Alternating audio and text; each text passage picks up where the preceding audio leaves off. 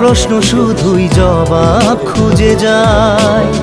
তোর ভুলেরই মাসুল তোকেই গুনতে হবে হাই। কেউ দেবে না রে জবাব খুঁজে, ভুলকে যখন নিলি বুঝে থামবি কেন ভুলের ঠিকানায়। ও বন্ধু রে, বন্ধু রে, ও বন্ধু রে।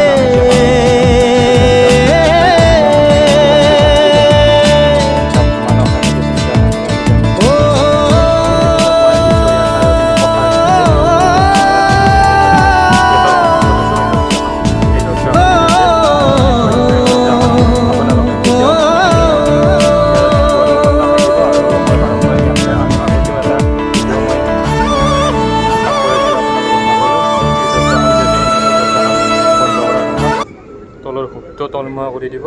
তলমুৱা এই ভিডিঅ'টোত কেমেৰাত দেখিছে, তলমুৱা কৰি দিলে দৰ্জাখন আৰু খোলা নাযায়। আৰু পিছত যদি দৰ্জাখন খুলি পেলাই ওলাই যাব লাগে তেতিয়া আৰু ওপৰৰ মুৱা হুকটো কৰি দিব, তেতিয়া আৰু দৰ্জাখন খোলা যাব। গতিকে এইটো আপোনালোকক দেখুৱালোঁ আৰু সকলোকে মই এতিয়া অতি বিনম্ৰতাৰে বা সাৱধান হ'বলৈ অনুৰোধ কৰিছোঁ। যিহেতু বহু মানুহে গেটৰ সন্মুখত থাকে বা গেটৰ আগত বা দুৱাৰমুখত বহি পেলাইও যায়, মই বহু দেখা পাইছোঁ।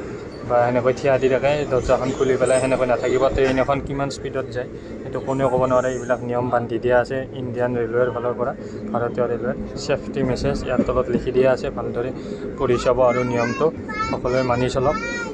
আৰু আপোনালোকৰ নিজৰ কাৰণে ভাল, যিহেতু বহু মানুহে বহু সোনকালে মৃত্যুমুখত পৰিবলগীয়া হয় মানে এনেকৈ। আৰু যিহেতু ট্ৰেইনৰ আগত পৰি মানুহৰ মৃত্যু হ'লেও সেই ট্ৰেইনখনৰ ড্ৰাইভাৰটোৰ চালকজনৰ একো তাত কেছ কৰিব পৰা নাযায় তেওঁৰ বিৰুদ্ধে। আৰু এইটো এটা কথাও হ'ব নোৱাৰে। যিহেতু মই আপোনালোকক সেইকাৰণে ভিডিঅ'টো দেখুৱালোঁ বা আগবঢ়ালোঁ। আৰু এইখনো গেট, মুঠতে গেটৰ সন্মুখত নাথাকিব বা এইটোৱে আৰু বিনম্ৰতাৰে মই অনুৰোধ কৰিলোঁ। আৰু যিহেতু সেইটোৱে আৰু মই এতিয়া গুৱাহাটী অভিমুখে ৰাওনা হৈ আছোঁ। মানে এই গেটখন খুলি পেলাই মই এটা আপোনালোকক দেখুৱাই দিছোঁ ট্ৰেইনখন কিমান স্পীডত যায় চাওক।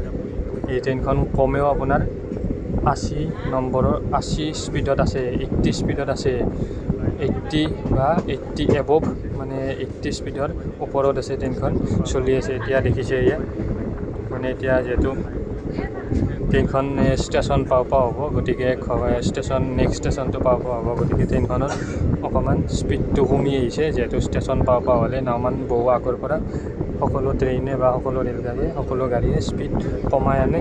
যিহেতু এইখন এখন ট্ৰেইন, বহুত ৰিক্সৰ কথা থাকে।